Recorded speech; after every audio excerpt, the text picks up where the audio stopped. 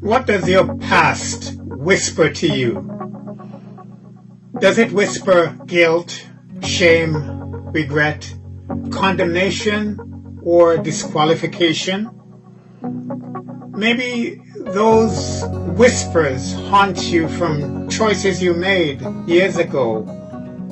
Maybe choices from yesterday. Today, as we continue in our series of devotionals, New Beginnings, I'm looking at Rahab. She was a lady of the evening running a house of ill repute behind the walls of Jericho, but God changed her from Madame to Matriarch. After wandering in the wilderness for 40 years, Moses now is dead, and Joshua is charged with the responsibility of leading the children of Israel into the promised land. Jericho was the first city that they faced. In Joshua 2, we read how Joshua secretly sent out 2 spies to look over the land. So they entered the house of Rahab. The king of Jericho sent messengers to Rahab to bring out the spies that had come into her house, but she sent messengers back saying that the spies were gone and she did not know which way they went.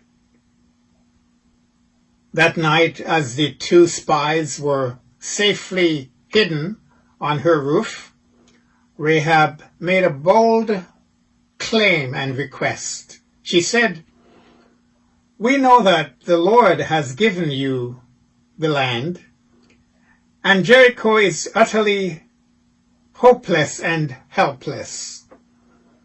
But Rahab had one hope, the one who is our only hope, God Himself. She confessed and surrendered herself to God's mercy. She said, "The Lord your God is God of heaven and earth." She asked for and received word from the spies that they would save her when the city is destroyed. They gave her a sure sign that they will be saved when the city falls. She was to tie a scarlet cord in one of her windows and bring her entire family into her house, otherwise they will perish. Her house of ill repute had now become a place of refuge. Rahab made a decision, taking a bold step of faith. The scarlet cord dangling from her window symbolized her cutting with the past and moving on with the people of God.